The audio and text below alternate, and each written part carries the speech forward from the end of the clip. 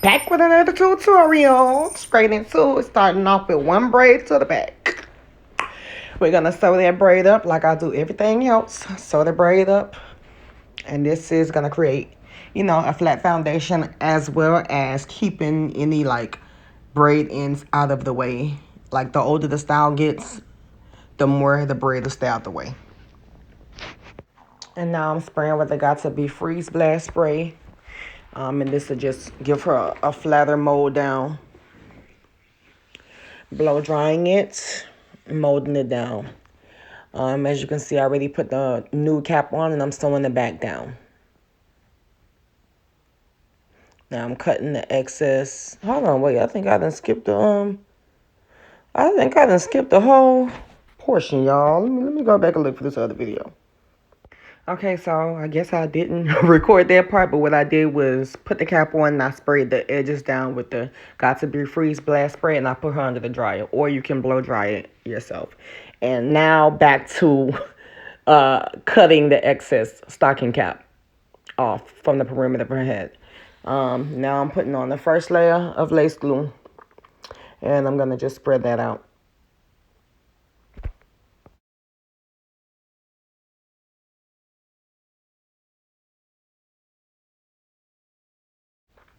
Now here I'm putting on the second layer, and I'm going to spread that out as well. Now I always multitask, so when I'm waiting for the glue to dry, I'm either, doing some more plucking on the frontal, or I'm bonding in, the back. Always multitask, y'all. It'll help the process go by so much quicker.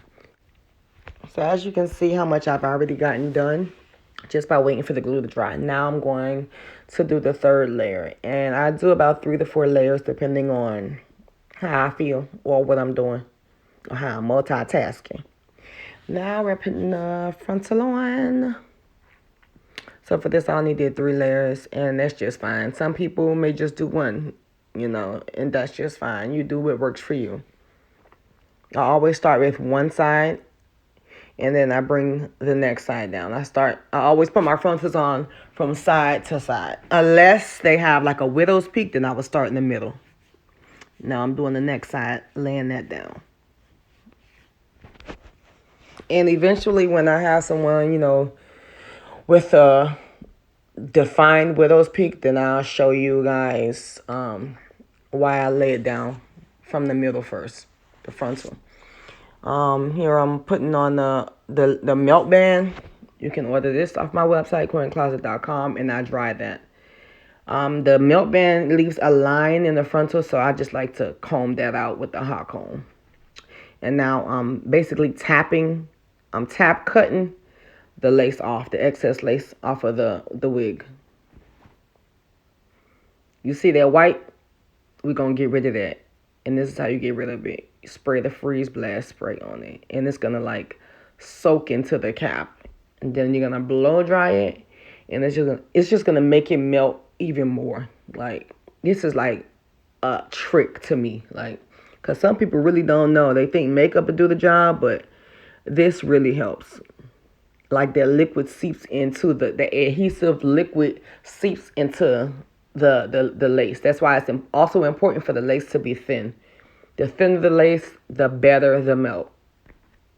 Now we're about to sew the back down, and in order to do that, we have to move this hair out of our way to get a good flat sew down. You want to start at the corner, and as you can see, I'm sewing down like at an angle, and I'm pulling because you want to make sure that frontal is flat, okay? So you keep pulling down at an angle. You putting the needle in like downwards at an angle so it can continue to pull like as you're going up. You don't want to put too much tension on her head. It's like I'm not doing it tight, but I'm doing it tight enough that the back of the frontal is flat. You want to make sure that's flat because this will decrease any lumps or wrinkles when you're trying to do your part in the frontal.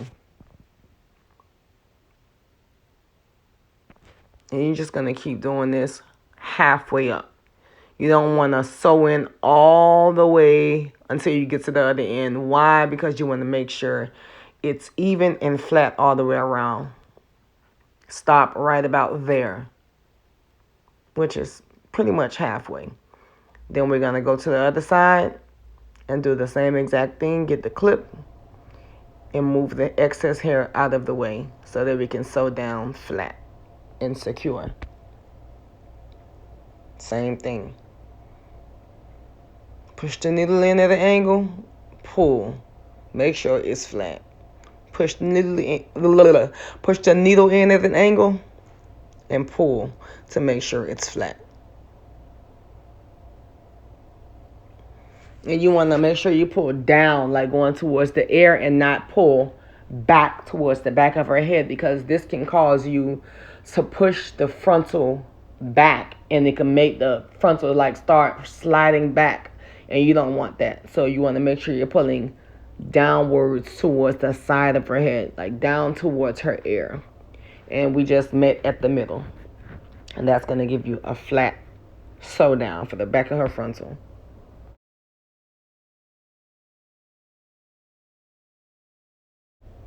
So as you can see, I'm more than halfway up with the tracks being bonded in.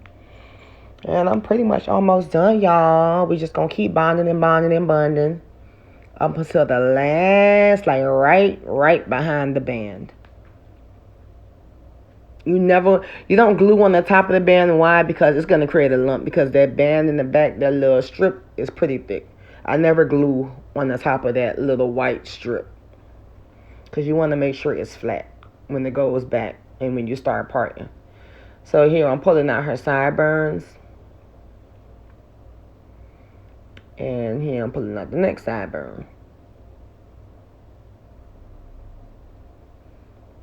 Now I'm pulling out her sides for her baby hairs. And you know what I used to do, which was, I found a big difference, and I actually learned this from a comment on TikTok. I used to part the baby hairs out until somebody told me to try combing it out. You see how I kind of scrape it out instead of parting it? Like I'm scraping it out, and that gives it a much more natural look. You can't see where, the baby hairs are starting and stopping. It gives it a very natural look. And thank you, shout out to whoever that was that wrote that comment, because I've been doing it ever since. Now her sides and her sideburns are out. She also she let me know that she wanted that little swoop in the middle. Some people like it clean. I personally prefer it to be clean right there in the middle, especially for a middle part. But everybody likes what they like. Now that the baby hairs are placed out, I'm cutting down at an angle, and then the other side I cut going upwards. So from the top part, I cut going down, and then like the back that goes into the rest of the hair, I cut going up. And it just makes it easier to lay the baby hairs. You didn't see me get to cut that, but I still cut it. Now I'm using a coin closet wax stick to brush those excess hairs back and to make sure it's shiny when I start to flat iron and separate the hair before I put the tracks in between.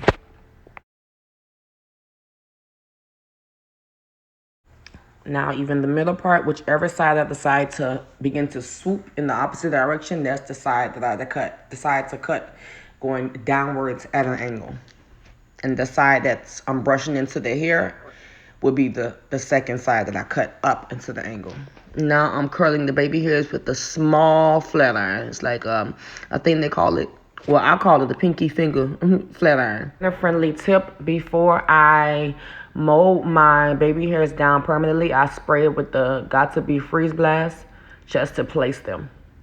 After that, I'll make sure I put all the hair up in the back so that it could be easier right after I mold it with the mousse to put the paper wrap on it. So here I'm using the coin closet mousse to mold the baby hairs down. It's going to mold it down really good and still give it a soft look. Using a rat tail comb, I swoop the hairs down and follow it with my fingers, dragging down. And I put her under the dryer for about 10 minutes. It's going to be a little hard or a little bit of a struggle trying to take off the paper, so you're going to do this tediously. Taking down the hair now. And I'm going to before I cut the sides down, I part out my first part to start to glue the tracks in between. And I glue tracks in between because the frontal to me is never full enough to match the back, especially when the frontal isn't the same length as the bundles. So I glue tracks on the side to give it that fullness on the sides as well as in the back. And I'm doubling my tracks and I'm gluing on the side. Make sure that when you glue, you leave a space in the front so that she will still be able to pull her hair up into a flat ponytail without any lumps or bumps or the track showing. And of course, I'm doing the same thing on the other side. Make sure that when you part it out, that the part is even with the other side. And I'm doing the same thing, doubling the tracks and making sure that I glue it on and making sure that it's behind at least a half an inch of her hairline. Now this would be the second section that I part out to double up on some tracks. Once again, you want to make sure you do it at least in half an inch behind the beginning of her hairline. And to make sure that you do this, you can take the back of the rat tail comb and separate it. And I'm going to continue to go side by side, making sure that it's evened out and doubling my tracks and gluing them. This is now the third section that I'm separating, and I'm going to double up on some tracks once again, making sure that it's behind the hairline at least in half an inch.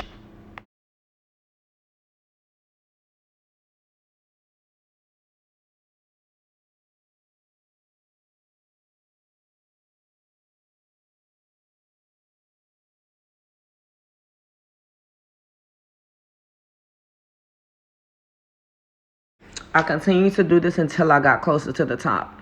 And this will be my last track. As you can see, I stopped this last double track up until like the side swoops of the baby hairs. To the beginning of the side swoops of the baby hairs. Because you want to make sure that top part is completely flat when we part out her middle part. And now we're going to go towards the back of the frontal. The little space that we have is going to be like a little box that you have left.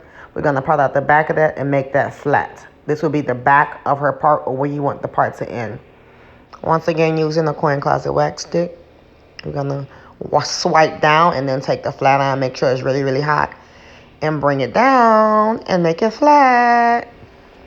Now we're going to start doing the sides, and we're going to go side by side. We're not going to just part straight from the middle and then try to get those big sections flat. We want it really, really flat, so we're going to do section by section. I don't care how little of hair is left, we're still going to do section by section. Even though it's a little box left, we're still going to do section by section.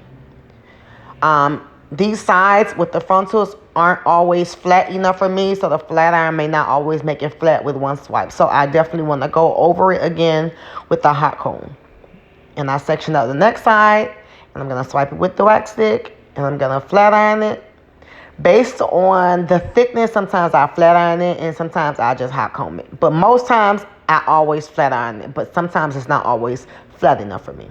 But you always want to use that hot comb after for the sides, especially because sometimes the frontal just comes in a certain direction where one side may be flatter than the other, or a few hairs may lay down in the right direction and the others may lay in a separate direction. Some frontals just come like that. I don't know why.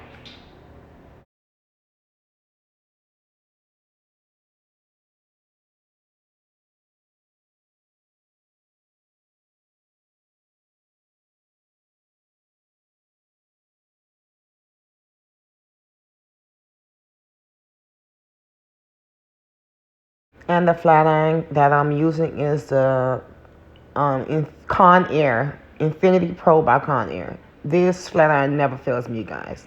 So as you can see, I take teeny bits and section it out. No matter how small that portion is that's left at the top, you still want to section it out. That's how you're going to get it really, really flat. You don't want to just part it in the middle and then try to section those big pieces side by side. You definitely want to always section it out strand by strand, just about.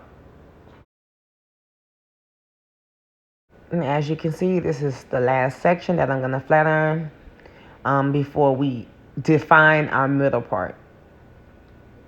Now, as you're sectioning it out, you're not going to have the perfect middle part. So after you do that last section, you definitely want to go to the front of her head and find her middle from front to back and make sure it's straight in the middle.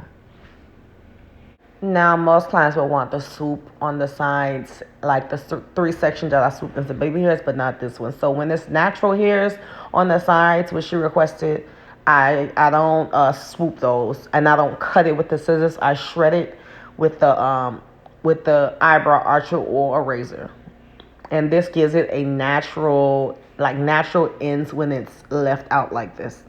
My flatness job is just never done, so here I am swiping the wax stick again on her top, and I'm just making it even more and more and more and more flatter. That's just what I like to do, and it also gives a luster and a shine at the foundation of the hair. Now, what I didn't show on this video is that I flat ironed the rest of her hair. I flat ironed her bundles, and I just silk pressed everything all over again. I didn't show it on here, and I also forgot to show how I defined my middle part. I'm sorry, you guys. But as you can see, I did find her middle, and this is the end results. When I say melted, when I say slayed, I also forgot to show you guys that I combed out her baby hairs from the mousse so that she can have a softer look. Oh my God. I promise I will next time, but ain't she melted, y'all? Queen, period.